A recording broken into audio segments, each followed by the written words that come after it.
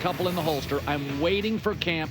There will absolutely be injuries and stories that develop.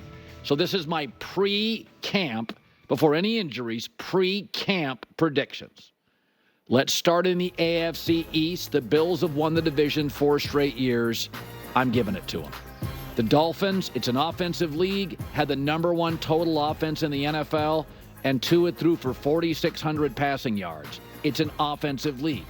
The Jets, third. Yes, they have a great defense. O-line questions. Head coach is defensive. Aaron has not taken a snap. More than 4 snaps in 559 days in the NFL. Hasn't taken more than 4 snaps. Sorry about the great defense. Jets third, Patriots fourth. I think that's the first or second worst offensive roster in the league. AFC North, it's the best division in football, so it's inches, not feet. Listen, the Ravens, top 5 offense, top 5 defense, and the best special teams coach in the league. I have them winning the division. Zach Taylor and Joe Burrow have proven when Joe's healthy, they win. What do you want me to say? Last year with Jake Browning, they had a winning record. With Jake Browning, Burrow's back in, they're a playoff team. Steelers, they can't figure out their O-line or their offensive coordinator. I love their roster, frankly. I worry in an offensive league about getting it right on that side of the ball. Love the coach in Cleveland. Total question mark on Deshaun Watson. Weird personality, weird injuries. I'll just put him fourth for now. AFC West, Kansas City until further notice. They've won the division 8 straight times. Best coach in football, best quarterback. They get it. I think the Chargers have limitations on the perimeter, but don't be shocked if they don't make a move for Brandon Ayuk and potentially give up Mack or Bosa on their edge. They've got 2 good edge rushers. They need a star receiver. They may make a move. In my opinion, I'll take them second. I like the Broncos more than Vegas, but PFF says worst roster in the league. Broncos third, Raiders fourth. They've got a rookie coach and quarterback issues. Finally, AFC South, really much better division than people give it credit for.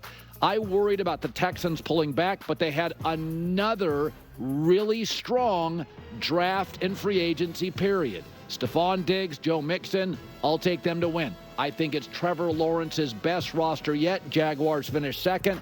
They were 9-8 last year, and Trevor Lawrence fell apart down the stretch. They'll rebound. I like the Colts, but I question Anthony Richardson's playing style and staying healthy. They're third. And the Titans, I have questions at quarterback, and their offensive line's worse than Will Levis, so I'll take them fourth. We go to the NFC. By the way, I have 3 new playoff teams in the AFC. Bills, Chiefs, Ravens, Texans winning the division. Bengals, Chargers, Jaguars, wildcard team. So that's 3 new playoff teams. That's the average. 3.5 to 4 is the average per year. I've got 3. Let's go to the NFC, where Philadelphia easily the best roster in the division. Nick Sirianni, did he hire better assistants?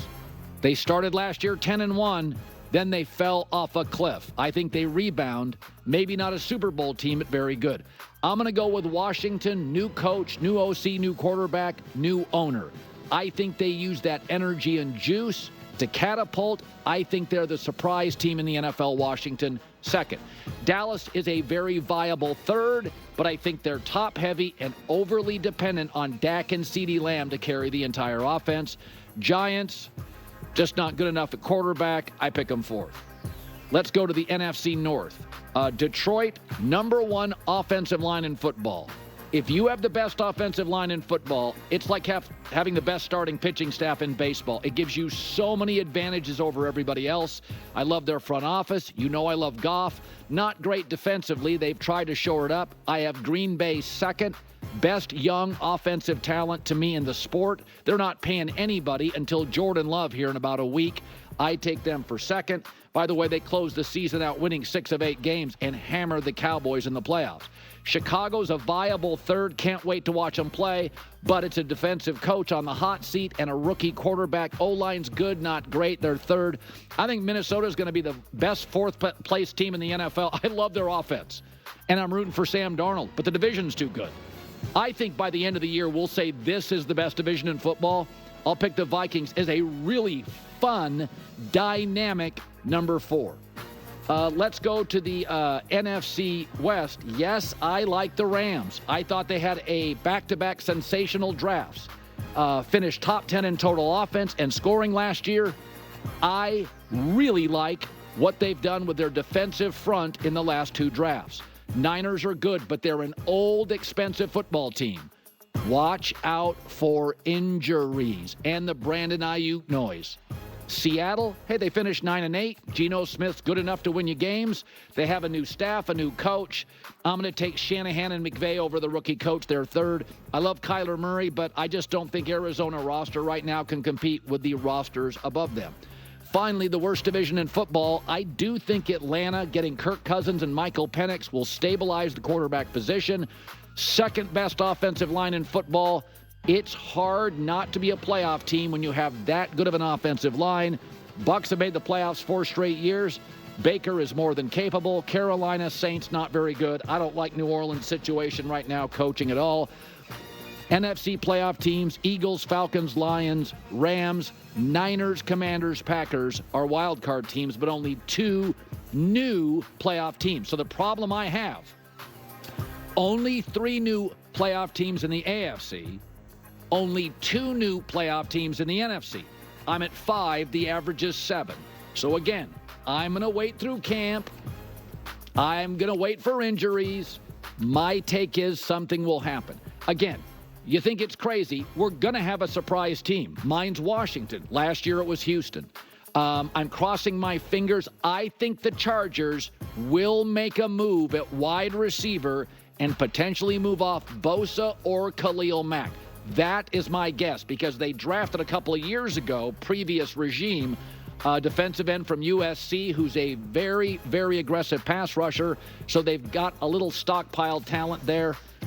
J-Mac, I know your initial thought. I'm not going to bet against the number 1 offense in the league last year, Miami. Hold up. They're not going to make the playoffs. Do you have the exact same winners in the AFC for each division? Yeah, because they're all star quarterbacks. That never happens, man. Well, kind of. You know that. It never happens. I don't know. Brady, Manning, and Big Ben won their division year after year after year. But that's not every division. That's 3 of the divisions. Well, that's There's what I'm saying. always turnover in Buffalo, one Kansas City. Like I said with the Texans, I think Texans-Jags comes down to the final week. That's either a Trevor Lawrence, C.J. Stroud. I'd keep an eye on the Colts. So I have the AFC East. I have Miami offense and Jets defense. They beat each other up, and in the end, they miss it. They miss the play. They're both in the 9-8 category. So, listen, this is fine. This is good. But there's no real hot takes in here. And yet every year there's a super whiff by everyone. Dallas not making the playoffs and Washington with a rookie coach and quarterback. Fair Dan Quinn. Washington. New owner, right? New coach, new quarterback. There's too much newness, man. There's no shot of Washington. I think you need to get a little hotter and look at the Baltimore Ravens to miss the playoffs. So you want a hot take. I give you one with Washington, and you throw a bucket of water on it. Well, okay, fair. Okay, here's another hot take. Niners have the best roster. I have them second. I don't think that you're my friend. It's not hot. That's just dumb. I'm sorry. The Niners are not finishing second in the division. Come on, buddy.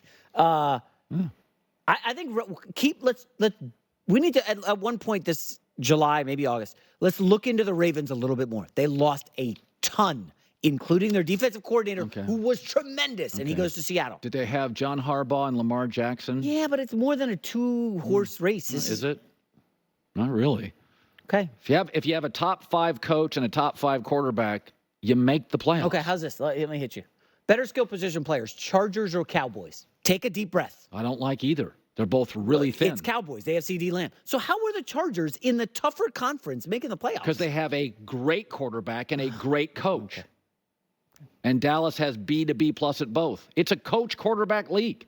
You give me a top 6-7 quarterback and a top 6-7 coach, you're making the playoffs. If we were doing this last summer, I would have said Houston Texans. You're like C.J. Stroud and a rookie defensive coach. No way, get them out of here. I did that.